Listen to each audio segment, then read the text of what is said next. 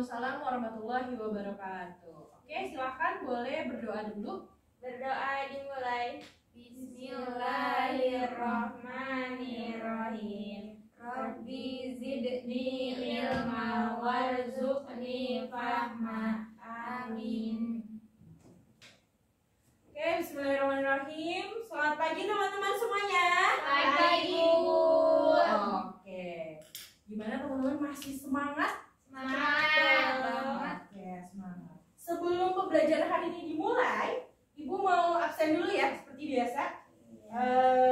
Ibu mau cek kehadirannya. Suciati hadir? Hadir, Bu.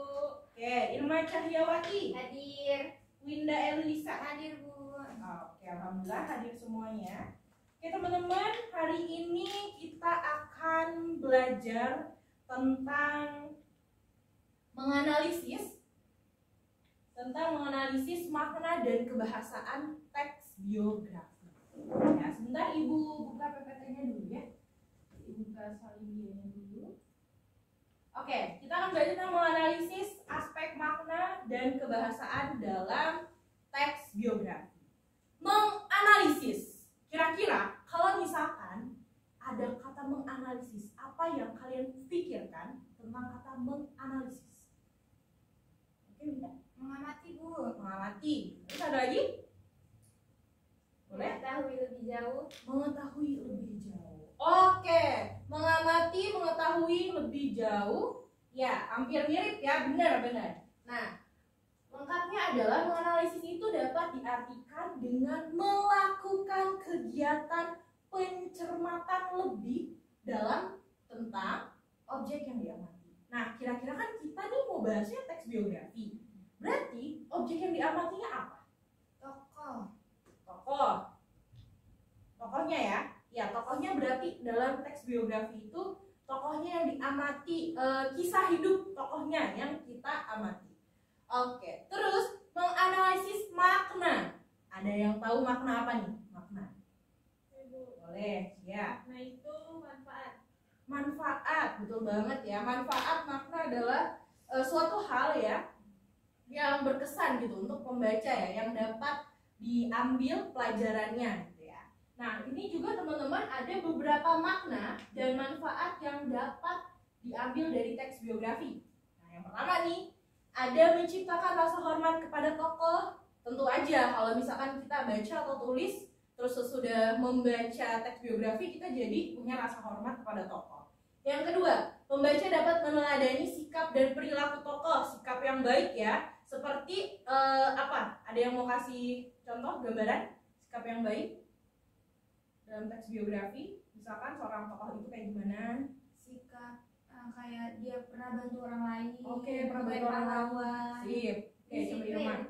Disiplin, benar. Disiplin waktu gitu ya, dan lain sebagainya. Terus yang ketiga, pengalaman hidup tokoh dapat menjadi contoh kehidupan di masyarakat. Yang keempat, kisah hidup tokoh bisa menjadi inspirasi penulis biografi di tokoh lainnya. Oke, terus selanjutnya kita masuk ke aspek kebahasaan teks biografi. Nah, aspek yang pertama, kalau kebahasaan, teman-teman, ini yang pertama menggunakan kata ganti orang. Kata ganti orang ketiga, ya. Kata ganti orang ketiga tunggal, yaitu ia, atau, dia, atau beliau. Kata ganti ini digunakan secara bervariasi dengan penyebutan nama tokoh atau panggilan tokoh. Coba, ada yang bisa kasih contoh? Saya, Bu. Ya, apa? Beliau lulusan Universitas UGM. Oke, Universitas Gajah Mada ya gitu. Sip, lanjut ya Ibu, lanjut ya. Ini mah gampang, kayaknya teman-teman udah pada jago. Yang kedua, banyak menggunakan kata kerja tindakan untuk menjelaskan peristiwa-peristiwa atau perbuatan fisik yang dilakukan oleh tokoh. Contoh, nih, belajar, membaca, berjalan, melempar. Ada lagi? Yang lain? Meletakkan, berlari. Wah, nih gampang ya. Pokoknya kuncinya adalah kata kerja tindakan ya, yang melakukan ya, menjelaskan peristiwa. Oke, yang ketiga, banyak menggunakan kata deskriptif untuk memberikan informasi secara rinci tentang sifat-sifat tokoh. Kata-kata yang dimaksud contohnya kata sifat untuk mendeskripsikan watak tokoh antara lain jenius, rajin, ulet ya. Ini mah kayaknya kalian bisa deh kata sifat ya. Terus selanjutnya yang keempat teman-teman, banyak menggunakan kata kerja mental dalam rangka penggambaran peran tokoh.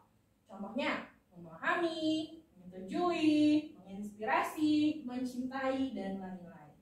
Yang kelima, terakhir ya, ini yang cukup populer dan banyak banget dapat ditemui ya. Ada menggunakan kata penghubung, kata depan, ataupun nomina. Coba kalau nomina itu kata apa? Kata benda, betul, kata benda ya. Yang berkenaan urutan dengan waktu.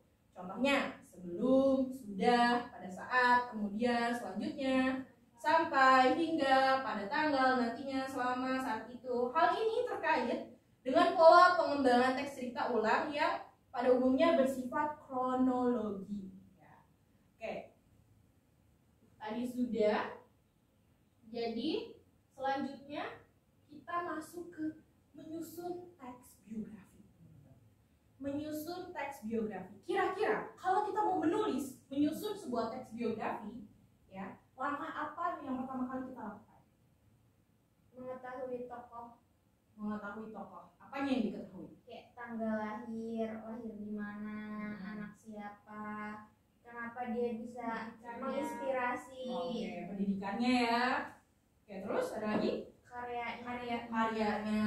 Oke, good, keren sekali ya.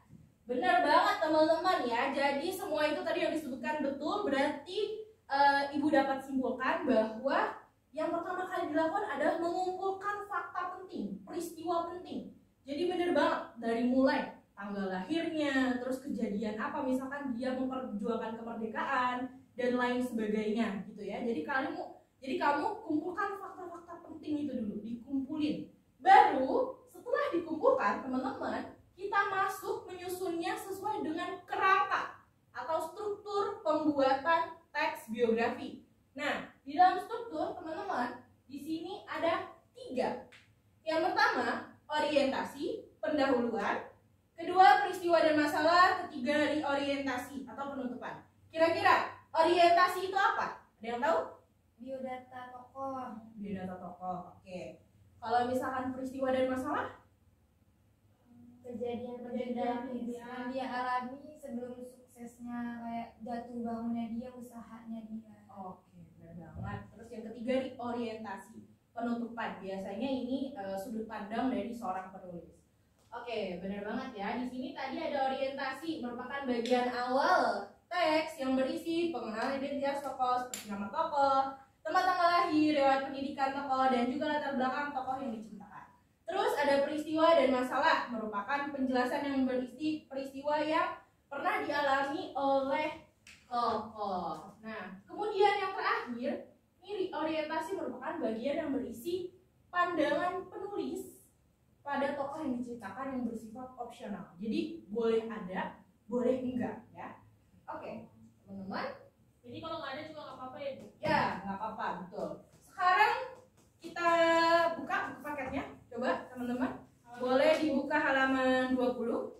Di situ ada contoh sebuah teks biografi B.J. Habibie. Oke. Kita akan coba teman-teman menganalisis ya dari teks biografi tersebut. Coba nih. Nih ibu mau kita tentukan dulu ya, teman-teman coba bisa tentukan tidak? Dari ketiga paragraf ini mana yang bagian orientasi? Paragraf pertama. Oke, paragraf pertama. Kenapa? Karena itu pengenalan tokoh. Oke, benar ya.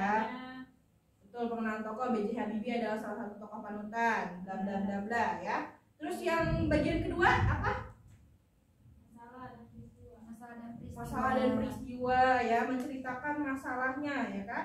Itu di situ ada setelah ayahnya meninggal, ibunya menjual rumah dan kendaraan, kemudian pindah ke Bandung bersama anak-anaknya. Ya, itu termasuk. Yang ketiga, Reorientasi. Reorientasi. Kenapa? Karena sudut pandang penulis. Oke, sudut pandang penulis ya. Turun dari jabatan sebagai presiden, Habibie kembali ke Jerman bersama keluarga. Nah, terus di bawahnya sudut pandangnya ada nih, Habibie membuat tulisan tentang kisah kasih dengan Ainun yang kemudian dibukukan dengan judul Ainun dan Habibie. Buku ini telah difilmkan dengan judul yang sama. Oke teman-teman, kalau misalkan nih ya, tadi kan udah nih bagian-bagian strukturnya. Kalau misalkan, Ibu mau tanya nih, kalau misalkan dari aspek kebahasaannya, kalau misalkan yang termasuk kata penghubung, contohnya di sini ada apa? Dan. Terus? Ya, oke. Karena, oke. Terus ada yang tindakan apa? Kata kerja tindakan. Letakkan, jual ya. Oke. Kalau nomina? B.J. Habibie. Good. Kalau misalkan kata ganti orang ketiga? Beliau. Oke. Wah, ini kayaknya udah pada pintar-pintar banget. Oke, teman-teman. Tadi kita udah coba analisis dan yang terakhir kita akan menyusun teks biografi. Ya, menyusun teks biografi tokoh. Ini adalah penugasan ya. Jadi nanti silahkan per individu ya. Teman-teman boleh juga diskusi tapi ya boleh diskusi. Terus nanti pengerjaannya per individu, kalian silahkan membuat teks biografi, susun teks biografi, boleh sumber dari internet, gitu dari buku paket ya, bebas. Kita temanya tentang tokoh, tokohnya adalah tokoh pahlawan nasional. Jadi bebas ya, silahkan dicari. Oke, sampai sini berarti kita tarik kesimpulan. Ada yang bisa menyimpulkan? Teks biografi memiliki kebebasan dan mencapai keberagaman yang bermanfaat. Oke, benar banget ya. Jadi keberagaman yang bermanfaat, terus juga tadi aspeknya ya banyak ternyata ya. Nah, terus juga ternyata teks biografi ini menyusunnya tuh ada strukturnya tersendiri ya. Struktur tersendiri dari menyusun teks biografi. Jadi nggak sembarangan kalau mau buat teks biografi. Oke, sampai sini ada yang mau ditanyakan atau sudah cukup? Cukup. Pengen pulang nih kayaknya ya, udah buru-buru banget padahal masih pagi ya. Pengen istirahat nih kayaknya ya. Oke teman-teman, langsung saja ya. Karena tadi sudah jelas dan Ibu yakin kalian pasti sudah paham ya. Keren banget tadi kalian sudah bisa menganalisis juga, terus menyusun ya. Ibu akhiri saja pembelajaran hari ini. Mari kita sama-sama akhiri dengan mengucap hamdalah. Alhamdulillahirabbil alamin. Oke, Ibu pamit undur diri. Tugasnya jangan lupa dikumpulkan, dikerjakan. Dikumpulinnya hari ini deh. Ibu kasih waktu 3 hari. 3 hari ya, 3 hari. 3 hari aja ya. Oke. Ibu pamit ya. Terima kasih banyak. Assalamualaikum warahmatullahi wabarakatuh. Waalaikumsalam.